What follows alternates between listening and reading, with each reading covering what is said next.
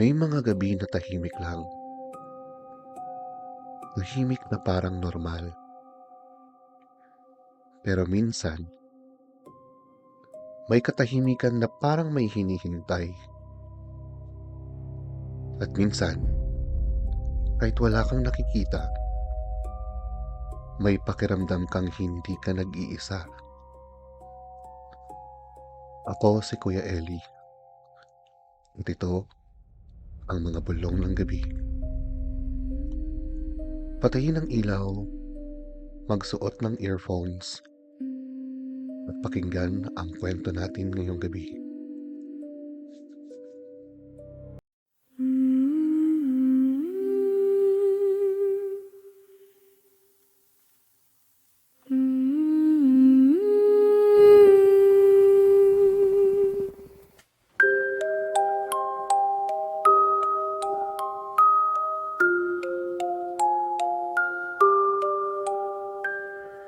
Mga bulong ng gabi, soft as a graveyard prayer.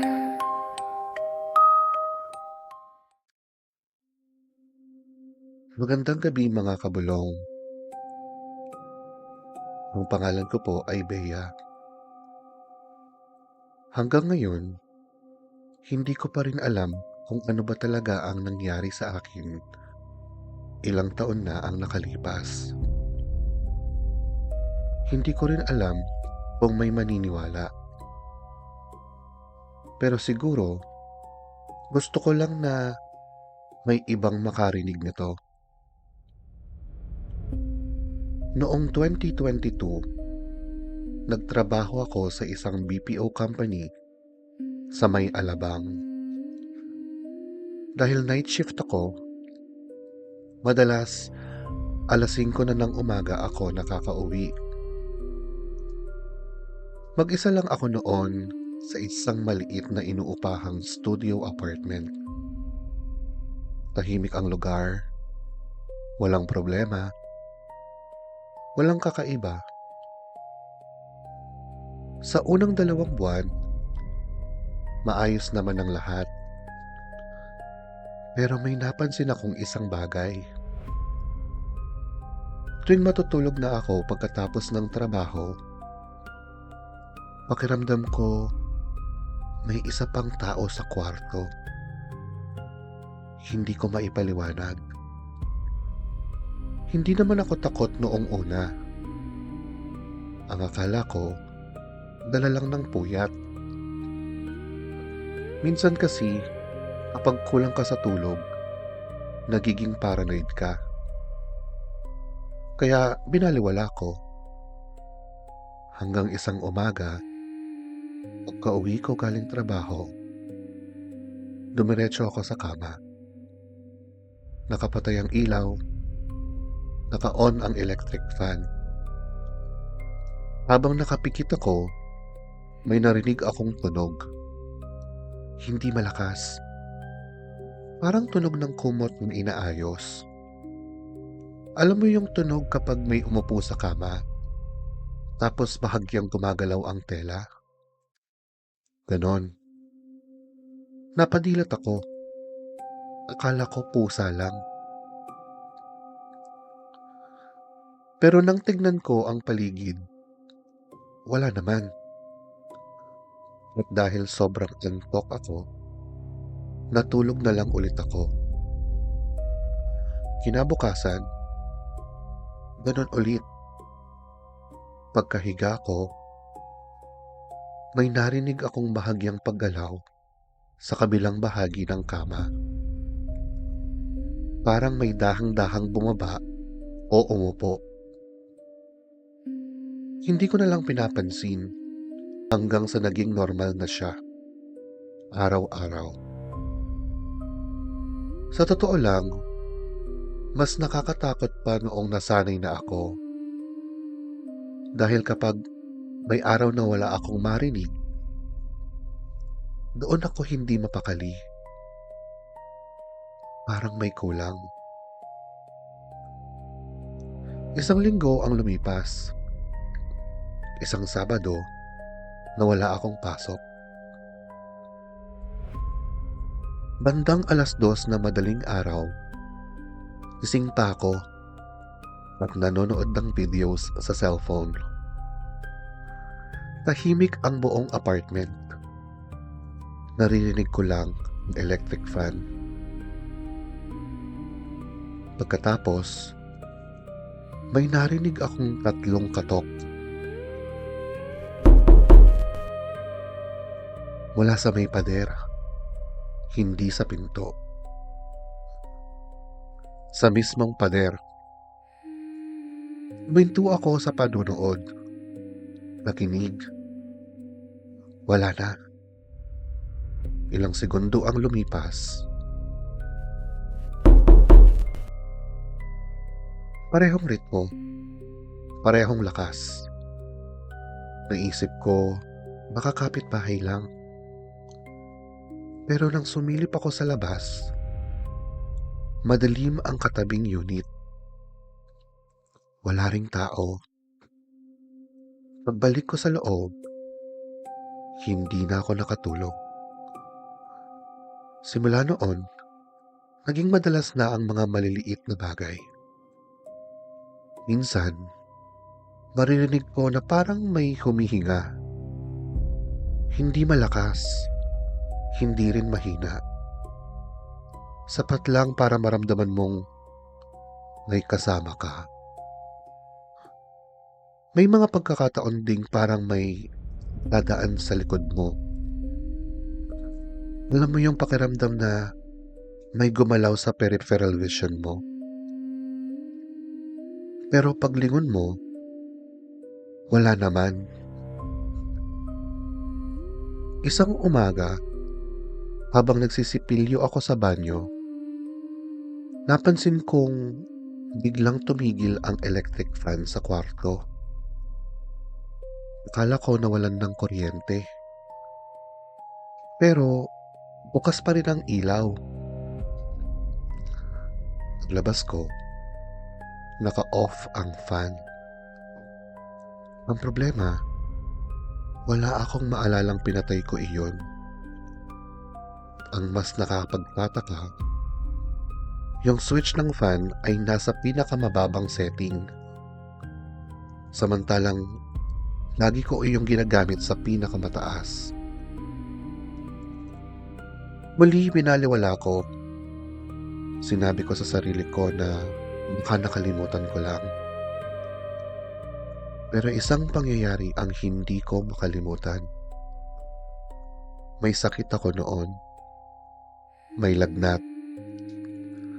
Nakahiga lang ako buong araw.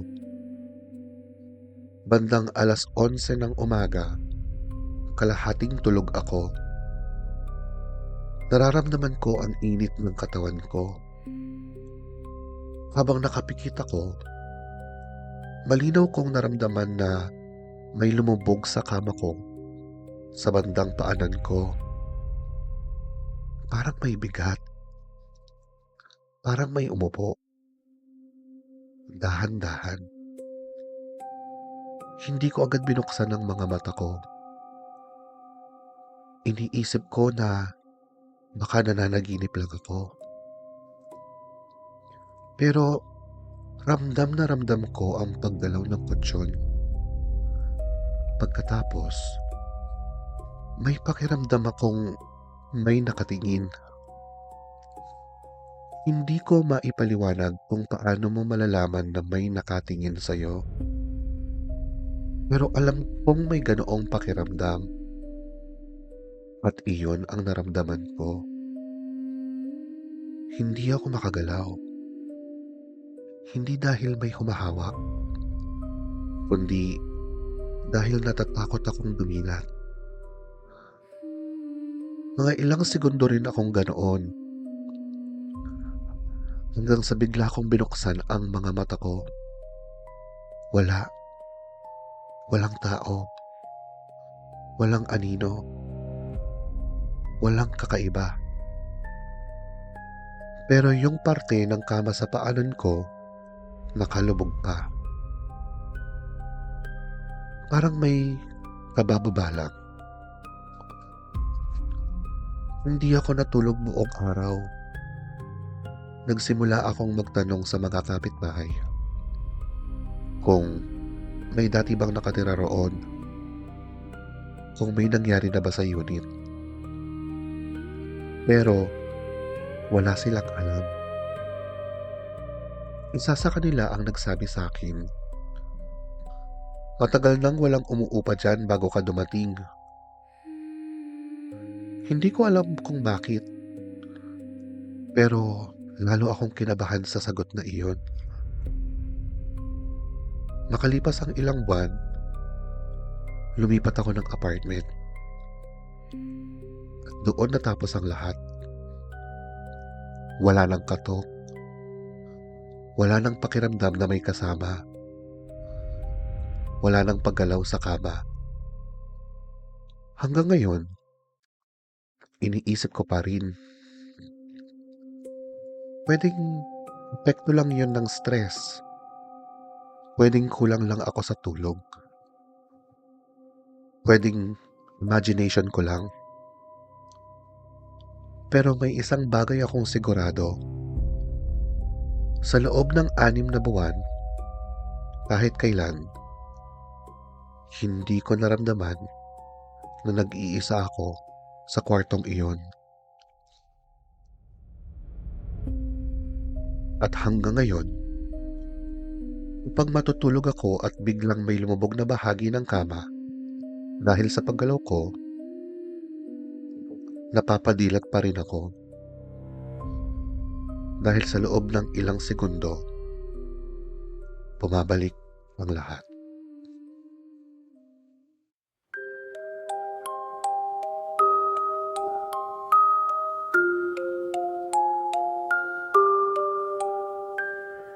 Mga bulong ng gabi, soft as a graveyard prayer.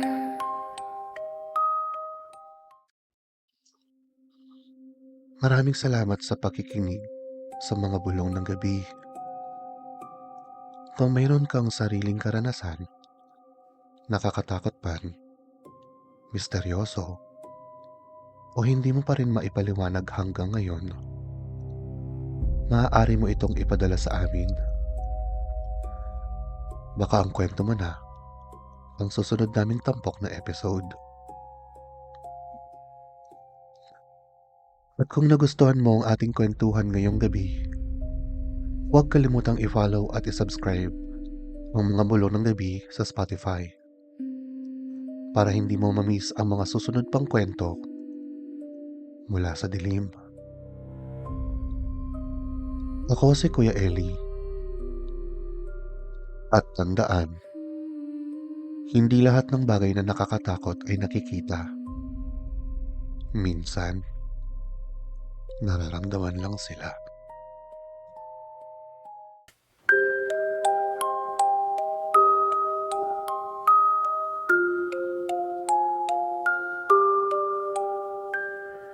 Mga bulong ng gabi,